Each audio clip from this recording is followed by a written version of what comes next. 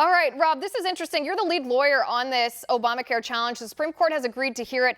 First of all, there's some questions about when the oral arguments will take place, when the ruling will take place, given that this is an election year. What do you expect? Well, we know the court has granted review. The Supreme Court said they'll take the case next term.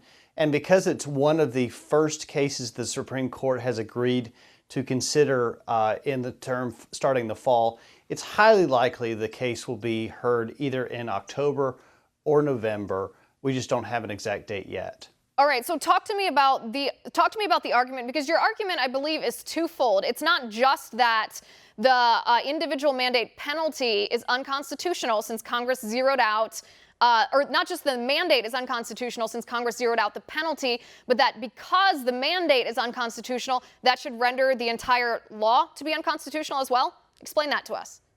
Well, that's exactly right. And our argument actually depends upon the clear language that Justice Roberts wrote in the original Affordable Care Act case, where he said that the individual mandate alone, the command in Obamacare that individuals must buy the health insurance the government tells them to, that was unconstitutional.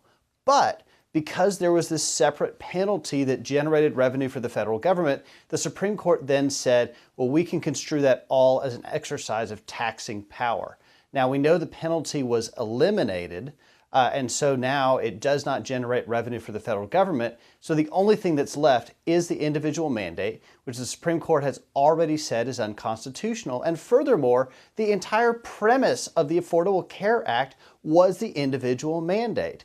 And so because that provision is inextricably intertwined with the entirety of the Affordable Care Act, the courts can't just separate it off. And so as a result, our argument is that the entire Affordable Care Act must be struck down by the Supreme Court.